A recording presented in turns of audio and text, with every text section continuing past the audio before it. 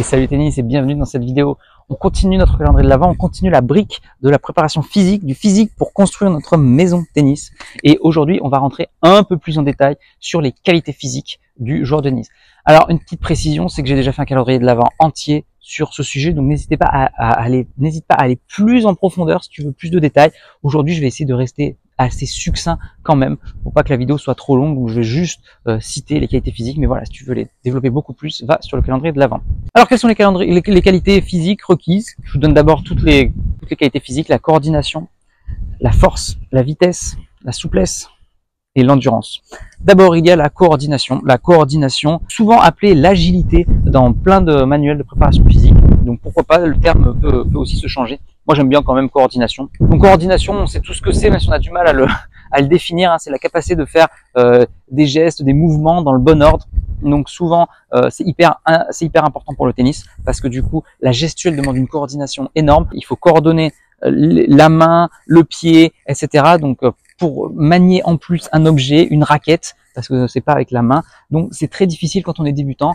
Et en plus de ça, quand on est débutant, il faut lier notre gestuelle, notre corporel, etc. avec la vision de la balle, s'adapter au placement, s'ajuster, etc. C'est vraiment très difficile et on se rend pas compte à quel point le corps est monstrueux, hein, à quel point il est capable de s'adapter. Il y a une balle et on est capable d'aller super vite dessus. Enfin, waouh, le corps vraiment est monstrueux. Et en plus, pour les techniques de haut niveau, ça demande une dissociation, haut du corps, bas du corps. Bref, la dissociation est très difficile en général. On a tous tendance à tout frapper en étant d'un bloc et tout, c'est très difficile. Donc voilà, cette dissociation hyper importante. C'est aussi la base des jeunes joueurs, à développer la coordination chez les jeunes joueurs. Alors ça me fait rire parce que quand je suis allé au STAPS, il y avait un débat qui disait que la coordination n'était pas une qualité physique. Et en fait, en cherchant dans la littérature scientifique, c'est vrai que tout le monde n'est pas d'accord. Il n'y a pas un consensus pur. Les qualités physiques, voici. Ça dépend des auteurs en fait. Et il y a certains auteurs qui font référence. Et voilà, il y en a un qui dit que la qualité de coordination est une qualité physique et un autre qui dit non. Donc en fait, il n'y a pas de consensus, c'est drôle. Je pensais qu'on avait un niveau scientifique actuel où on pouvait avoir un consensus, mais pas vraiment. Mais en tout cas, voilà, celui qui dit que la coordination existe est quand même passé dans les mœurs, et notamment la Fédération française de tennis a mis la coordination comme une qualité physique. Donc je m'appuie quand même sur la Fédé pour parler de ça, bon, d'agilité. Alors ensuite, il y a la force. Et la force, c'est la capacité de soulever une résistance, hein, tout simplement. Voilà. Et donc au tennis, nous, ça va nous servir pour la puissance. Alors la force et la puissance, c'est un peu lié. C'est quoi? En fait, c'est la puissance, c'est un mélange entre la force et la vitesse. C'est force fois vitesse, tout simplement. Donc plus t'as de force, plus t'as de puissance, mais t'as aussi plus de vitesse, plus t'as de puissance. Il faut trouver un juste milieu, parce que si t'es ultra explosif, mais que tu n'as aucune force, tu auras un peu de puissance, mais quand même ce sera pas non plus monstrueux. C'est pour ça que les joueurs de haut niveau font quand même beaucoup de musculation. Alors certes pour le renforcement musculaire, pour éviter les blessures, on en a déjà longuement parlé, mais voilà, aussi pour gagner en force, pour gagner en puissance. Et encore une fois, on en a parlé dans la PPO et la PPG. En PPG, on va plutôt faire travail de force, justement pour renforcer ses fondamentaux en force, alors que plus on va s'approcher du terrain, plus on va faire de la vitesse et surtout de la puissance. Donc voilà, et la vitesse, c'est la capacité de bouger vite un segment dans le minimum de temps. Voilà, c'est une formule mathématique, hein, c'est distance sur le temps, voilà, tout simplement. Donc la force, c'est le recrutement des unités motrices, donc c'est pour ça qu'il faut s'entraîner, parce que en fait, dans un muscle, vous avez plein d'unités motrices, mais elles ne sont pas toutes recrutées. Et plus tu vas t'entraîner à ce muscle, plus elles vont se recruter. Et plus elles vont être nombreuses à être recrutées, plus il va y avoir de la force. Une fois qu'elles sont bien recrutées, effectivement, il y a aussi l'hypertrophie musculaire où le muscle va grossir. Mais nous, ça nous intéresse pas vraiment au tennis. C'est plutôt pour le bodybuilding, là, pour être fort à la plage. Mais nous, ça nous intéresse pas tant que ça au tennis. Et Nadal, qui est arrivé avec ses gros muscles, a quand même été très surprenant en début de carrière.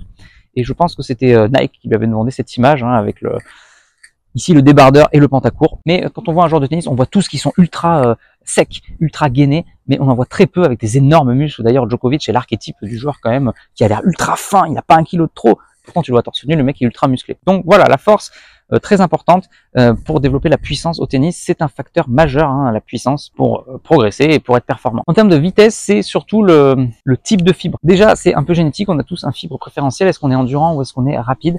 Mais ça peut se travailler, sachant que deux choses. Déjà, première chose, il est plus facile d'entraîner l'endurance que la vitesse. Donc si tu fais beaucoup d'endurance, tu vas progresser énormément. Tout le monde peut faire des marathons, il suffit juste de s'entraîner. La vitesse, c'est déjà plus compliqué si de base t'es endurant.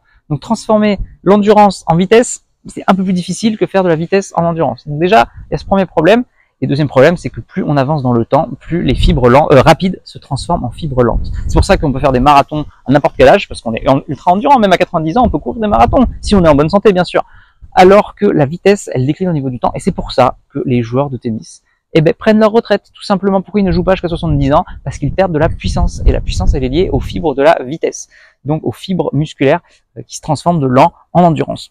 Pas de chance. Et au niveau, tu perds 1%, 2% de ta vitesse et c'est terminé pour toi. Tu es en retard sur les balles. Voilà. Donc, la notion de vitesse, c'est la priorité au tennis. Vitesse et puis bien sûr puissance, comme j'ai dit, parce que c'est lié à la force. Donc, voilà pour la vitesse. Donc, évidemment, cette fibre musculaire, on va essayer de l'entraîner très jeune aussi. Mais plus on va se rapprocher du haut niveau, plus on va l'entretenir. Il faut absolument l'entretenir et on va faire des exercices très spécifiques ensuite sur le terrain. Un mot sur l'endurance. L'endurance, c'est paradoxal parce qu'on se dit, le tennis, tu viens de dire que c'est un sport de vitesse et qu'il n'y avait pas besoin d'endurance, donc du coup, pas besoin de travailler l'endurance. Eh bien malheureusement, pas de chance, il faut quand même être endurant, il faut des fibres rapides, mais il faut quand même être endurant. C'est pour ça qu'on parle aussi de fibres intermédiaires. Ça devient compliqué. Il y a 3 types de fibres: rapides, endurants et intermédiaires. Intermédiaires, c'est-à-dire qu'elles peuvent être rapides et endurantes.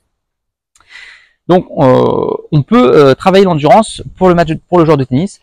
Pourquoi? Parce que ça va permettre de récupérer plus vite, tout simplement. C'est-à-dire que tu peux tenir un match 5 heures. Si tu n'avais pas d'endurance, au bout de 20 minutes, tu fatiguerais. Peut-être pas 20 minutes, mais j'exagère. Mais à haute intensité, si. À l'intensité des pros, au bout de 20 minutes, t'es cramé. Donc, si t'as pas d'endurance, tu vas pouvoir tenir dans le temps. Même nous, à notre niveau, alors ok, ils font tout pour réduire les matchs, ils font un super tie-break, point décisif et compagnie, ils font tout pour raccourcir, mais quand même, il faut encore jouer 1h30 de match.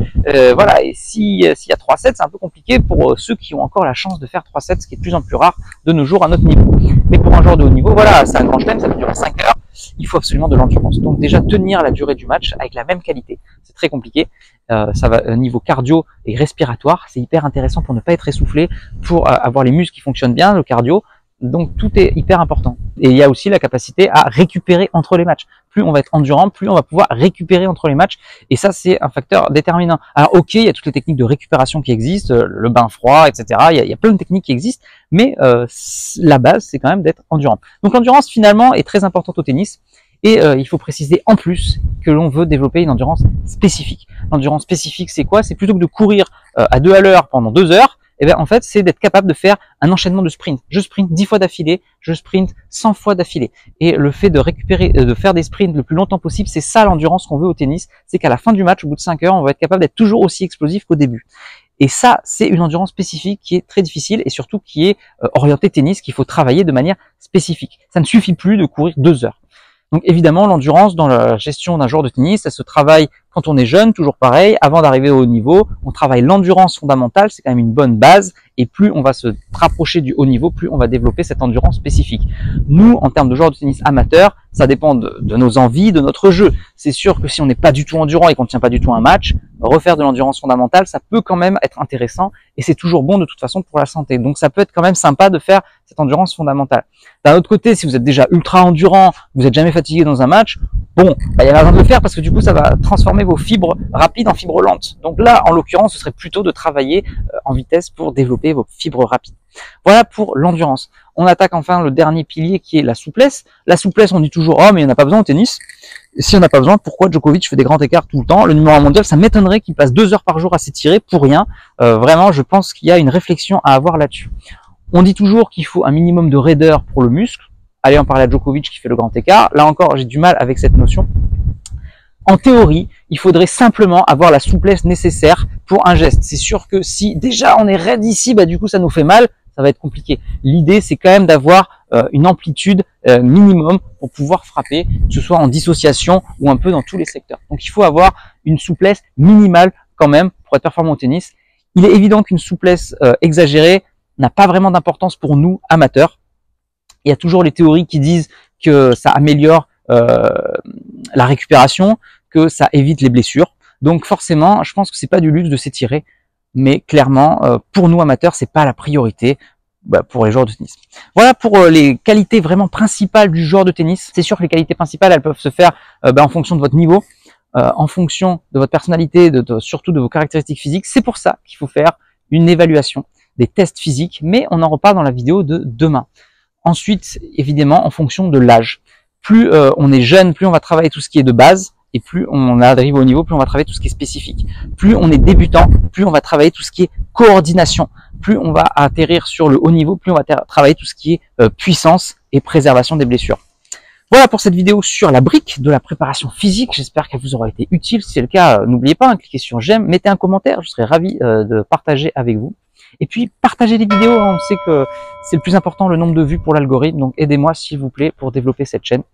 Et puis n'oubliez pas de me faire un don sur Tipeee, même 1 €, la petite piécette pour le prof de tennis, ça me ferait super plaisir. Moi je vous dis à demain pour la suite de ce calendrier de l'Avent. On continuera sur donc les tests de la préparation physique. Allez jouer au tennis, n'oubliez pas, faites de la préparation physique, c'est hyper important pour tout, la performance et la préservation des blessures.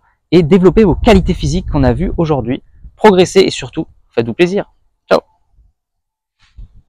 Si tu es encore là, c'est que soit tu es très motivé, et dans ce cas-là je te félicite, soit que tu aimes ce que je fais.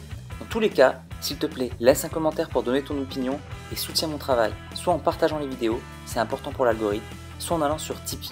Tu peux aller encore plus loin en t'abonnant à ma newsletter où je te donnerai plein de conseils. Rien de plus facile, clique sur le lien dans la description. À bientôt.